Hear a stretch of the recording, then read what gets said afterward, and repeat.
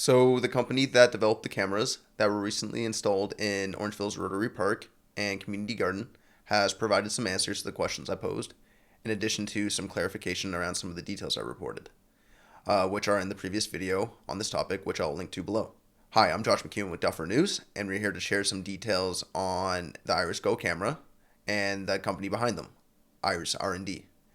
Now, before we get started on the answers to the questions we sent them, IRIS R&D has provided some clarification around some of the details we last reported on them, as they have notified us that their website and some other sources used in our reporting contained outdated and incorrect information. This mostly centers around FaceMatch, the face recognition technology that Dufferin News reported that IRIS R&D was working on. Before we get too deep into that, though, IRIS R&D would also appreciate that we let you know that they have no plans to integrate facial recognition into any of its products, including the irisGO, and that its products are MFI PPA compliant. So the MFI PPA, or the Municipal Freedom of Information and Protection of Privacy Act, requires that local government institutions protect the privacy of an individual's personal information with rules regarding the collection, retention, use, disclosure, and disposal of personal information. There are hefty penalties to municipalities who do not take this seriously. Orangeville is the first municipality to use irisGO to ensure COVID-19 safe distancing is followed. This pilot also allows Orangeville to temporarily use irisGO as an automated people counter. When an area is over capacity, the municipality is provided with a notification on their phone or email of overcrowding. No faces or private information is ever collected or stored, and objects identified as people are indicated as red boxes that are blurred out and unrecognizable. So from this, it seems like the responsibility of protecting our personal information lies with the Town of Orangeville and not with IRIS R&D. As a result, sometime soon, we'll be digging deeper into the MFI PPA, or again, that's the Municipal Freedom of Information and Protection of Privacy Act, and Orangeville's part in all this, and the hefty penalties municipalities will experience if they do not take their responsibilities seriously. So now let's get into FaceMatch. Now, in our previous reporting on IRIS R&D, we said that IRIS was piloting a face recognition technology called FaceMatch with police departments. Now, I didn't just come up with this out of thin air. There were credible and recent sources to back this up, including IRIS R&D's own website, which has been updated as recently as June 26, 2020. Now, the first source that indicated a relationship between IRIS R&D and a facial recognition technology was an online post from TechPlace, which is led by Burlington Economic Development and includes partners such as RBC and McMaster University's DeGroote School of Business. Now, according to their website, TechPlace provides tech companies with access to space, resources, programming, and mentorship. Also, according to this website, IRIS R&D is a resident of TechPlace. Now, on December 2nd, 2019, TechPlace issued a post that stated IRIS R&D Group, Inc. was joining their Launchpad program. Now, I'll spare you all the details on this, but in the very first paragraph, it talks about their camera solution for detecting road deficiencies, something that I think is safe to say is the product that IRIS R&D is best known for.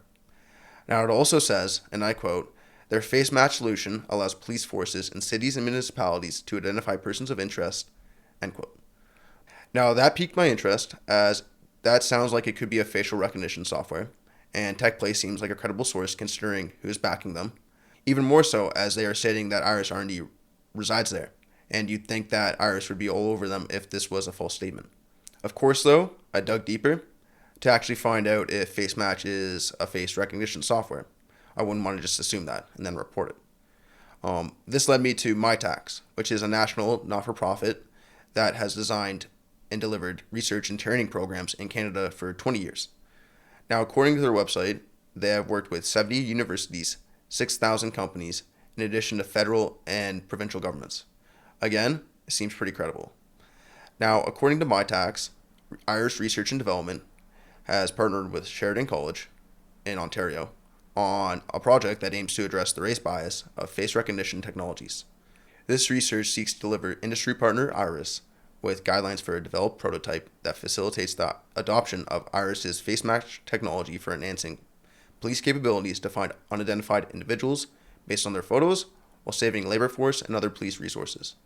Fixing this bias enables IRIS to serve police at different provinces and extend the usage of the IRIS FaceMatch to other applications such as searching for friends based on their photos. Now, this seems like the same project that Tech Place was talking about, especially when you go to Sheridan College's Curiosities blog, and they are talking about IRIS R&D Group, one of its founders, Emil Sylvester Ramos, and the camera they've developed that detects potholes. So far, from all appearances, it looks like IRIS R&D has been working on a facial recognition technology called FaceMatch. But there's more. If you go to IRIS R&D Group's website, irisRADgroup.com/about, you'll be able to see this photo. At least you can at the time of this reporting. And this photo has the caption, IRIS team with police services partners. In the background of this photo, it's not clear, but if you zoom, there's a presentation on the screen titled Conceptual Models for the User Interface of FaceMatch V2. Given that I can find updates to this website as recently as June 26, 2020, I assumed it was safe that this website was kept up to date. Now, what would you conclude after seeing all of this? That IRIS R&D is working on a face recognition technology called FaceMatch with police services partners? That's what I concluded, especially when I saw an F6S profile page specifying that our IRIS R&D, quote, will be integrating our facial recognition technology being piloted by police services today that can be activated by Amber Alerts in geofence locations to detect and locate missing children. Now, why am I talking about all this, especially to this detail? I mean, I already reported it, and do I really need to go into the references? Am I trying to sensationalize things? No. I do this only because IRIS R&D Group says that these details are incorrect and outdated, and Dufferin News knows that you're owed the truth, which is what we are here to provide. Now, when it comes to FaceMatch, IRIS R&D states that it does not own or have access to any face recognition technology. A separate company owned by the co-founders has worked with a police service in an R&D project that aims to tackle the issue of racial bias in facial recognition technology. No public photos or information was used for the research project. Now, I feel the need to be especially clear on this, as, from all appearances, IRIS R&D is providing two sources of information that directly conflict with each other. The source that IRIS R&D makes available to the public is apparently incorrect, which again is their website. And again, there's a bunch of other information that backs this up. And they're all saying that what they're telling us, Dufferin News, is the correct information. I'm not really happy with this, as I have no idea when this information will be remedied. And the longer this goes not fixed, it risks damaging our credibility. And like I said, IRIS has made updates to their website as recently as June 26, and the image showing the IRIS team with police services partners is still up there as of reporting on August 3rd. Now, all we can tell you is that Dufferin News is providing you with the best information that is currently available, and the information that IRIS R&D is willing to provide. Sorry for any confusion, and I hope that the answers that IRIS R&D provided to the questions I posed help clarify things further. Speaking of which, let's share those answers. Now, the first question I asked IRIS R&D was, did IRIS R&D approach the town of Orangeville with a solution, and if so, why was Orangeville chosen? And the answer that IRIS R&D provided was, we approached the town, as well as other municipalities, to discuss opportunities to use irisGO to improve operating efficiencies and reduce costs. We were in discussions on how the town could use irisGO to monitor sudden significant snow accumulation on facility rooftops. The town indicated there are instances where the equipment on the roof gets damaged, which can have a major impact on town operations. When COVID-19 ramped up, we saw an opportunity to temporarily support Orangeville in ensuring safe distancing guidelines were followed and prove the value of irisGO's technology by giving the town a sense of whether or not areas are over capacity.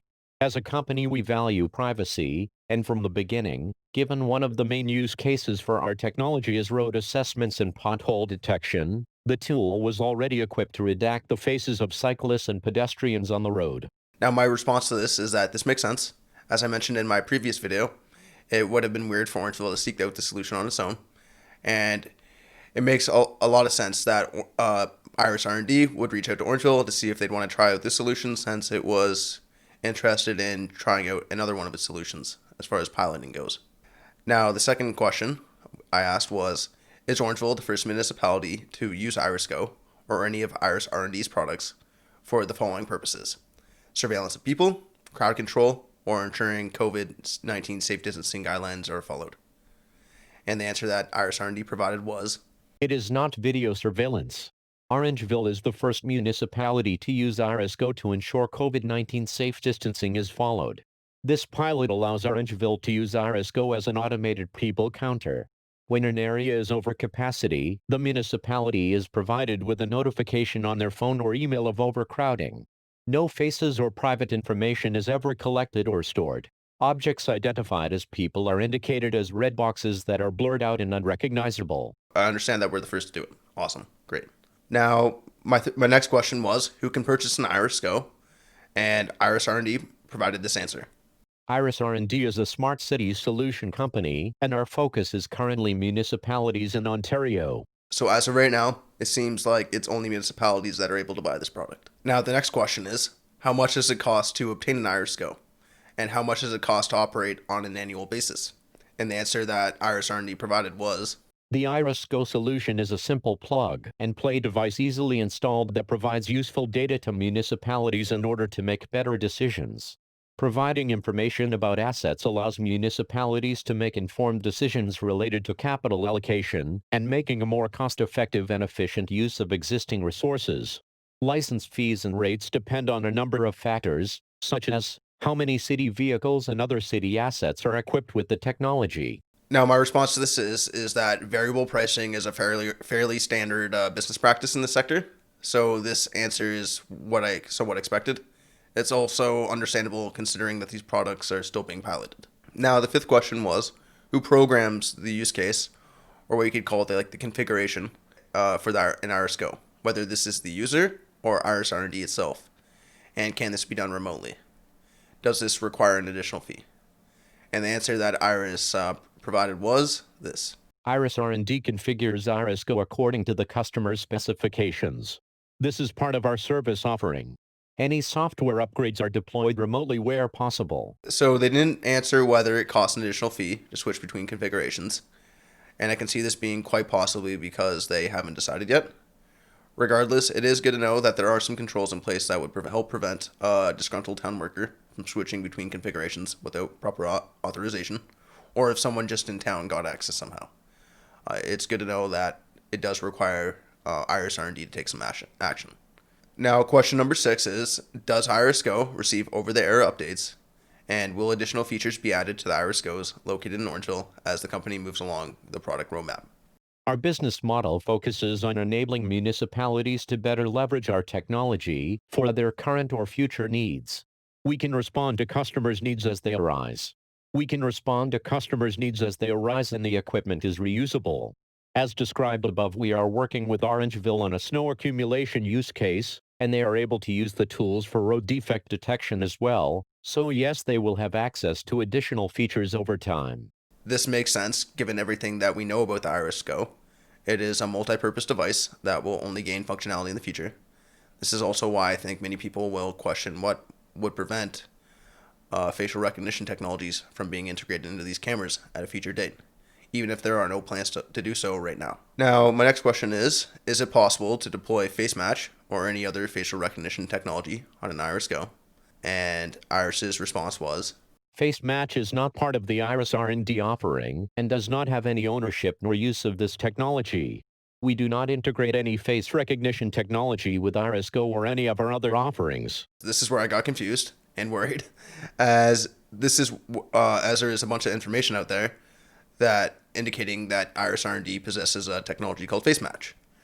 I asked them about this, or about the sources referenced in my reporting, as in IRIS R&D, and if they have divested themselves of the technology since December 2019, which is when TechPlace posted about FaceMatch and IRIS R&D.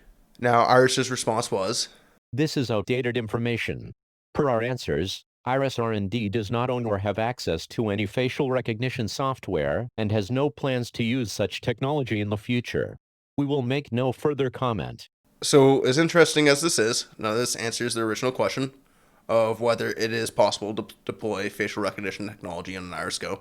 The most generous I can be in my interpretation of IRIS's response is that they are saying they do not do so right now. This interpretation is partly due to the company's profile page on F6S that says they will be integrating their facial recognition technology, being piloted by police services today, that can be activated by Amber Alerts in geofence locations to detect and locate missing children. Like I said, IRIS R&D says this is outdated and incorrect, and that they have no ownership nor use of this technology.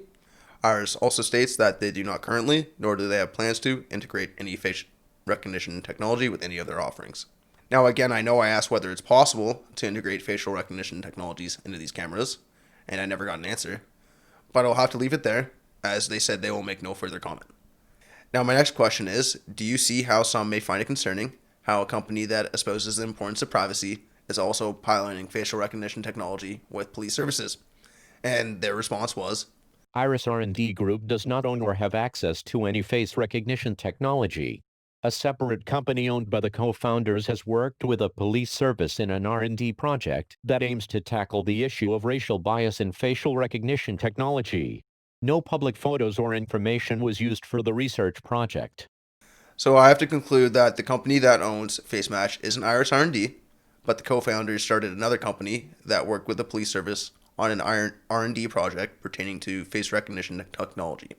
Now, given this, some will find it odd that there are multiple references to FaceMatch and IRIS R&D, including on IRIS's own website, and they say or are implying that no actual relationship exists between these two things outside the founders.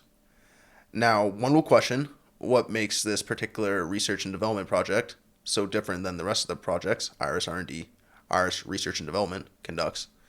That being said, to get an answer, they would have to comment. There appears to be a lot of overlap though, so much so that there is an image on our irisRandGroup.com with the caption, IRIS team with police services partners, as mentioned previously. And in the background of this photo, there is a presentation on the screen titled Conceptual Models for the User Interface of FaceMatch V2. Never mind all the other sources I came across that IRIS R&D deemed to be incorrect and out of date. On the other hand, it isn't an uncommon practice to put intellectual property, such as a facial recognition technology, into a separate holding company. Now, this is done for several different purposes, including liability shielding and making it easier to recognize IP on the balance sheet. What this doesn't mean, though, is that it is impossible for IRIS R&D to get access to this technology. IRIS was not willing to comment on whether or not there was a technical limitation that would prevent facial recognition technology from being integrated in their products. Given this, I do not see what would prevent this from happening in the future, regardless of the corporate structure. Now, current plans and legislation do not dictate for certain what will happen in the future. I won't go into this any deeper as I do not want to be accused of sensationalizing the issue. All I will say is that when someone asks the question of whether it's possible to deploy FaceMatch or any other facial recognition technology on an irisGO, and you can't answer no, many will simply interpret it as a yes. Now, my next question is, are you able to share if Orangeville Police Services, Shelburne Police Services, or the Ontario Provincial Police is piloting facial recognition technology that was developed by IRIS R&D? And IRIS responded as, IRIS R&D is not working with any of the above organizations. Now let's go right to the next question. Are you able to share if the aforementioned organizations are using any products or services provided by IRIS R&D, including but not limited to, any that incorporate the use of facial recognition technology? And they responded as, IRIS R&D is currently not working with any police service. I mean, I have no idea if the co-founders have started other companies that are working with these organizations, though. If I happen to find out, I'll let you know. But the next question was, is it possible for someone to view an irisGO's live video feed? And if so, are the faces blurred? And IRIS R&D responded as, There is no video feed for anyone to view. Simply, when an area is over capacity, the city is automatically alerted via text message or email. The alert provides a point-in-time picture of the time when an overcrowding event occurs to municipal staff. The entire person is blurred and no personal information is captured, so yes, all faces are blurred. The irisGO device automatically redacts portions of the image at the camera source using edge computing. Instead of seeing a person, you would see a red box with a blurred image. Now, I love hearing this. All of this indicates that the privacy protecting measures are done on the device before it's seen by or sent to anybody. Also, there is no video captured or live video feed. All anyone gets to see are the photos of blurred people. And I mean, I love it. That's great. Now, my next question is, if I'm captured on an irisGO, is it possible for someone to see my face under any circumstance? And their response is, No. The camera is not capturing or storing people's faces. now, this is awesome. I mean, this was a nice, straightforward answer, which is great to see. I actually believe that my face isn't being captured, as the face blur seems to occur on the device, which means it will, like I said earlier, it will occur before the data gets sent to anyone. And I actually, again, I believe this because it seems like a pretty, for sure, straightforward response, which is great. Now, my next question is it necessary for someone to see the photos produced by an irisGO for the technology to function in terms of the stated purpose of ensuring COVID-19 safe distancing guidelines are followed? And Iris responded, No, it is not necessary for anyone to see photos for the technology to perform as intended. The algorithm is designed to automatically detect an overcrowding incident and automatically sends notifications to municipal staff. Staff use the image produced to determine whether they need to attend the site or not. Now, this is exactly what I thought, which is great to hear. It's easy to imagine a future where the technology has proven itself to the point that no one even needs to see the photos. But regardless, again, this is another straightforward answer, and it's great to see. It's awesome. Now, my next question is, who is able to see the photos that are generated by an irisGO? And Iris responded as, Designated town staff have access to the redacted and blurred out photos of incidents of overcrowding. so according to IRIS R&D, only town staff gets access to the redacted and blurred out photos, which is great to hear.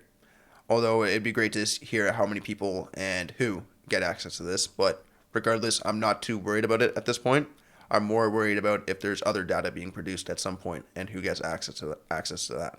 Now, this rolls easily into the next question. What data is generated by an irisGO, and is any of this data stored for longer than a day? And Iris responded with, Only data of incidents of overcrowding is collected. No redacted image data is stored for longer than a day. now, it seems like they only answered this in the context of the overcrowding feature, so I will have to get some more details for you, because it is important to know all the data that these cameras can capture, as they do have many different functions, and from what I understand, that Iris is working on many different technologies with their cameras. So we want to know what data that the town is collecting, and again, who has access to it. So, like I said, I'll get more details onto this, and I'll get back to you. Now, the next question I asked is, where is the data stored, who owns it, and who has access to it? And Iris responded with, IRIS R&D uses a cyber-secure cloud platform and utilizes a full suite of data protection best practices. As mentioned, all image data is deleted after 1 day and access is through a secure web portal that has encrypted communication features and two-factor authentication. The portal will only give access to redacted images. The city owns and has access to the data. Only key staff at IRIS R&D will gain access to the portal if an issue occurs. so it seems like the city, as in Orangeville, owns and has access to the data, which is great. IRIS R&D seems to be providing the warehouse for this data, which honestly seems like the best case scenario to me, as I see other alternatives only increasing the risk of a data breach. So that's great, at least in my opinion. Now, my next question is, in the future, if additional parties want to have access to the data or footage generated by an irisGO in Orangeville, how does one obtain it? Does it require approval from the Town of Orangeville and or IRIS R&D? And IRIS R&D responded with, We suggest getting in touch with the Town of Orangeville. As mentioned previously, information is not retained for longer than a day. To reiterate, this is a temporary use case and the cameras are expected to be redeployed. now I'm going to look into the process of getting access to the data and footage provided by an irisGO. When I look more into that MFI PPA, it'll probably help here too. Now, that being said, I'm glad that they specified that cameras can be redeployed for other use cases, as it confirms that my previous question was not answered completely, which was what data is generated by an irisGO. Now, the final question I asked was, as per the company's F6 Edge page, IRIS R&D has developed an AI model that enables the detection and understanding of vulnerable road users. I asked them to clarify what this meant, as it honestly seemed pretty cool to me. I'm interested, and it seems like a great use of the technology, which is awesome. And Iris responded with, Presently, irisGO has been developed to monitor road defects and use a privacy-centric approach that to identify data at the source. Our plan is to provide insights into cyclists, pedestrians, what IRIS R&D considers vulnerable roads users, to make safer roads for all users, such as providing insights regarding where a stop sign or crosswalk is needed, or where protected bike lanes need to be repaired, while always putting privacy front and center. now this is super cool, and I hope that IRIS R&D is successful with their mission on this, as this would help improve quality of life drastically for a lot of people. And that's how I want to end this, on a positive and hopeful note. That's what I said may concern some of you. These technologies can drastically improve the quality of our lives, and there is nothing inherently wrong with them. They are tools, and they can be used to help and to harm. Your cell phone can collect a lot of the same data that these cameras can, and it's quite likely that your smartphone poses more of a risk. Does this mean that your cell phone is bad and we should get rid of them? Obviously not. and it'd be next to impossible even if we wanted to.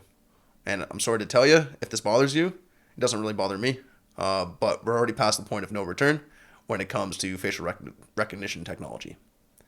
Like I said, this doesn't really bother me. It used to, but I also know that many people have had loved ones go missing, and this technology could lead to their safe return home. Like that was mentioned in that F6S page, it could be used to help find people who are missing on Amber Alerts. And I've mentioned people who have Alzheimer's or other cognitive issues. And again, there's so many good use cases for facial recognition technology. I know that IRIS R&D isn't using it, and they're not planning to use it. But people, again, like, you can't really run away from this. Now, in my opinion, these technologies are a good thing. I mean, the irisGO in its current state seems like a great camera, and I mean, from the sounds of it, it functions exactly how it's supposed to. And even though I don't know if I consider it necessary, the tech guy in me likes it a lot because it seems to function exactly how it's supposed to, and I mean, it seems pretty cool. And a lot of the other technology that Iris works on seems pretty cool too. That being said, though, we need to make sure that there's proper safeguards and regulation in place, and it seems like Iris is doing that. But we need to make sure ourselves. I mean, that's the only way people can trust completely is through transparency, and that's what we need, and which is transparency. Anyways, thank you to IRIS R&D for answering my questions, and to you for listening. I know this was a long one. I'm Josh McCune with Dufferin News, and until next time, have a great one. Thanks.